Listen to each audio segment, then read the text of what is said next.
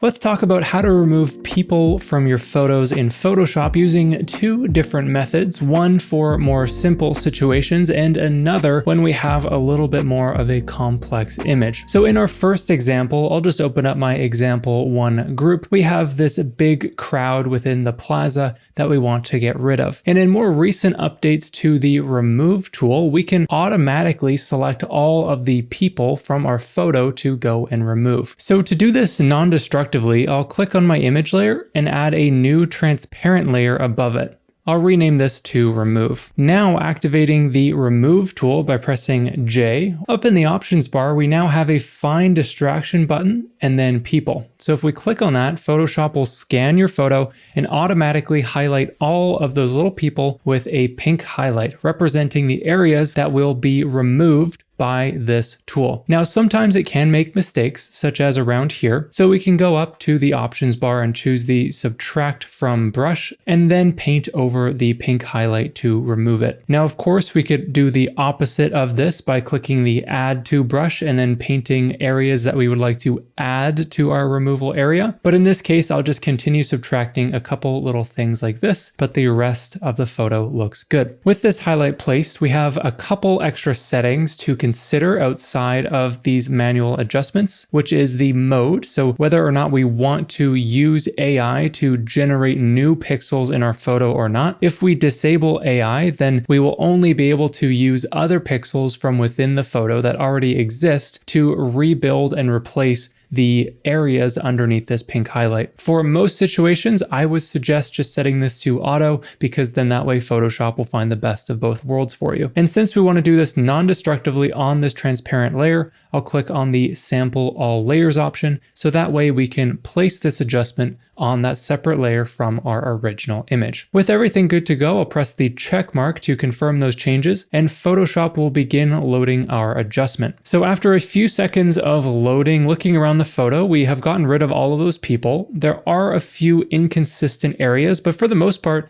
it did a nice job to remove everyone almost automatically. Now, in some cases, there are some more drastic problems, such as around here. You can see that we have some weird things with the pillars and the pattern on the ground here, but we could touch that up using Generative Fill on top of the remove tool. For example, going to the lasso tool, I can just click and drag around an area that I would like to touch up using Generative Fill. And the smaller the area that you work in, the better it's going to work for you. And with that selection active, I'll just click on Generative Fill, leave the prompt empty, and click on generate. After a second of loading, we have a couple different options that we can consider. This already gives us a better curb and the ground looks a little bit more consistent, but you could repeat this process in more small areas at a time to rebuild little pieces that look inconsistent after your remove tool adjustment. But just remember that the larger the area that you try to remove from, the more likely that it will be that you'll have those inconsistencies. When you're removing small areas, this generally won't be a problem. So that would be basically how you could touch up the remaining bits here, doing those small lasso selections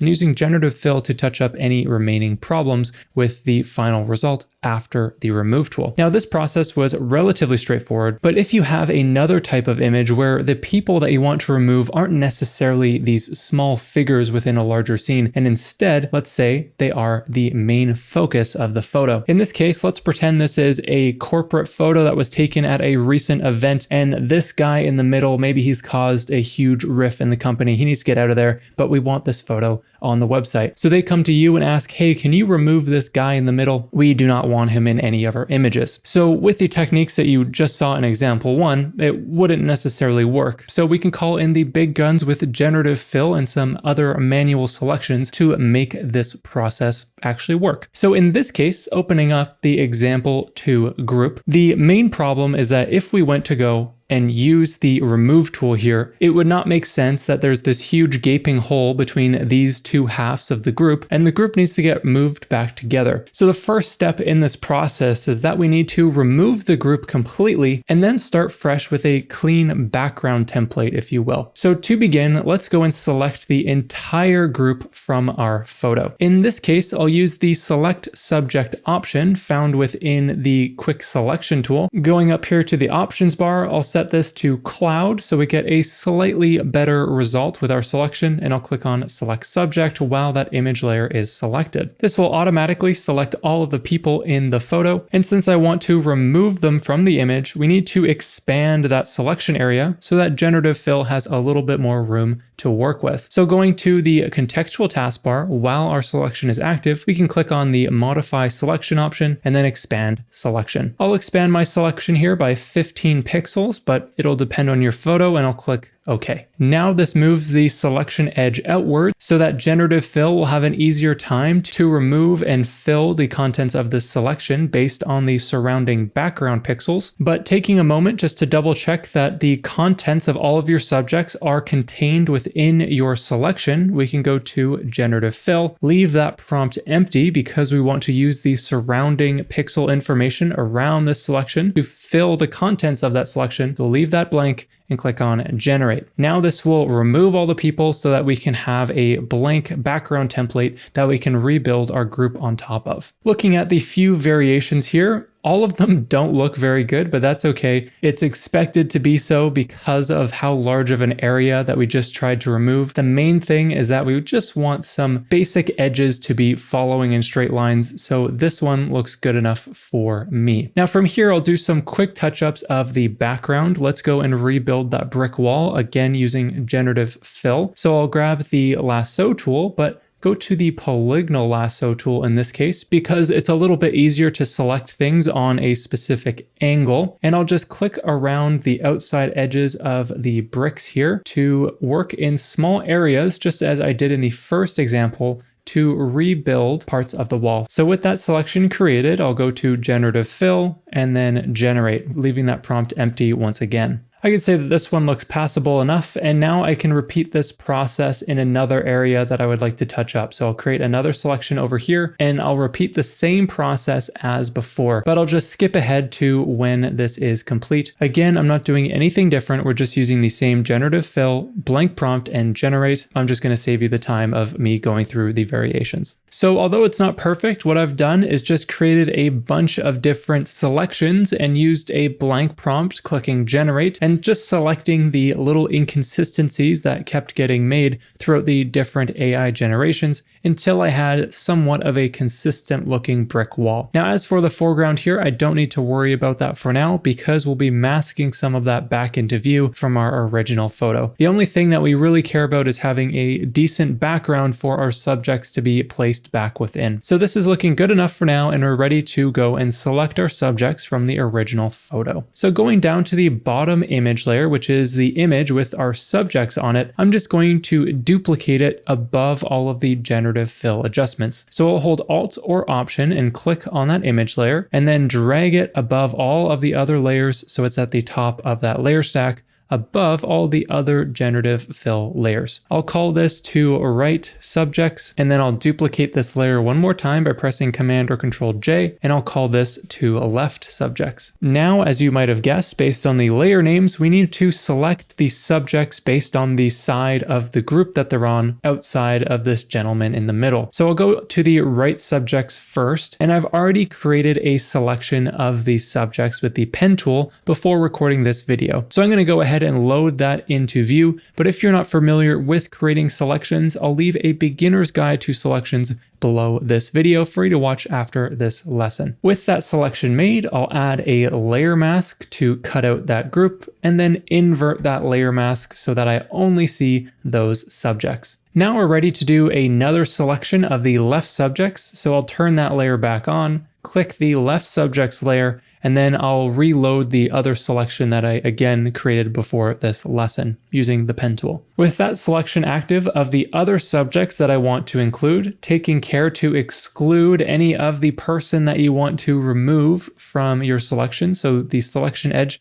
traces around everything but this guy in the middle. I'll now add that to a layer mask so that we isolate those subjects. And of course, we just need to move these two people a little bit closer. So with the left subjects layer selected, I'll grab the move tool by pressing V and then just move these guys over into place. And then I'll place them below the right subjects so that this woman's knee goes in front of this guy here. I'll just do a little bit more repositioning so that everything looks a bit more natural. Now, one thing that obviously does not make very much sense, if you know what I mean, is this little hand here that does not necessarily connect to the gentleman in the white shirt. So we're going to remove that hand there as well. Selecting the lasso tool, I'll just go and create a selection around this hand like so, and then going to the top of my layer stack, I'll click on Generative Fill and click Generate. This variation looks good enough for me, so now we have gotten rid of that hand and we just have a little bit more blending to do. So the first thing that you'll need to consider is whether or not the two subjects that are overlapping will need to have a shadow between them. So in this case, we want to add a shadow between this gentleman in the white shirt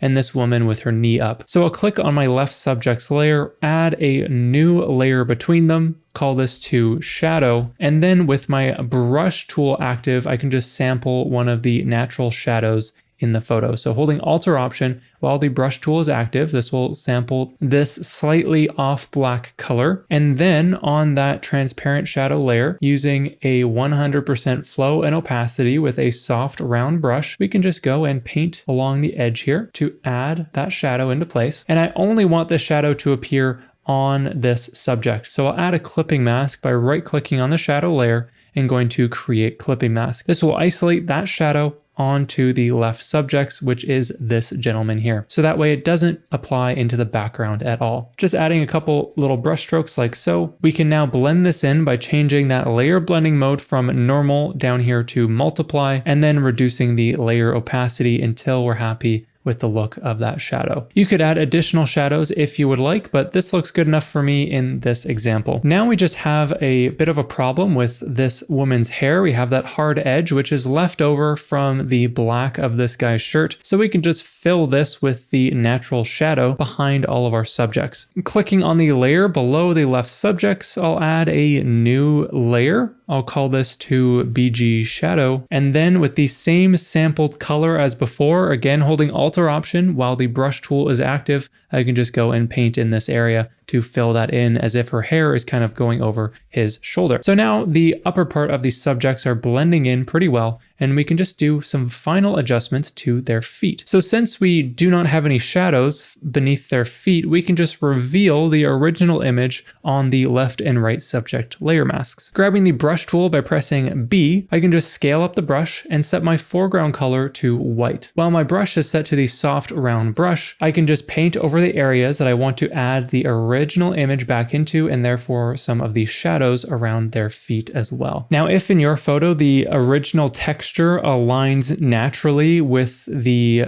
updated generative fill adjustments, then you can go and just paint all over the foreground to blend things in, but I'm being a little bit sparing here and only going around the feet as necessary. I'll do the same thing on the right subject's layer mask, just painting below their feet to add in that shadow and any original information around those people.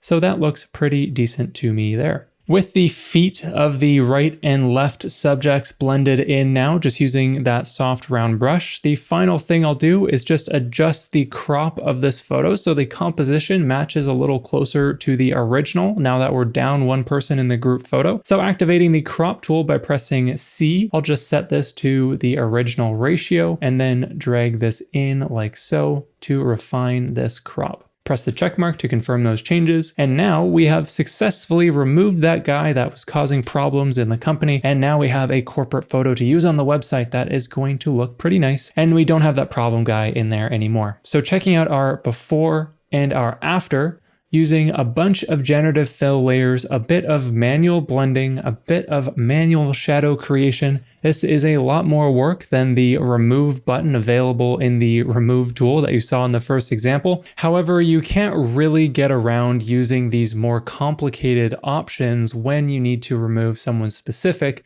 and you have these close-up detailed people that aren't just little specks around an image like in that first example again. Now, I know that we covered a lot in this video, and if Photoshop feels super overwhelming after all of this, I have something that I think might help you out. I created a free Photoshop Photoshop Quick Start guide that covers all of the basics of Photoshop to help you get up and running in the program as fast as possible. It's totally free and it's available in the description below if you'd like to get your hands on that. But if you're ready to try something new in Photoshop and expand your skills with Generative Fill, which is something we used a lot in this lesson, then make sure to check out my Generative Fill masterclass right here, where it breaks down everything you need to know about working with Generative Fill in Photoshop. So just click here to watch that video next, and I hope to see you there.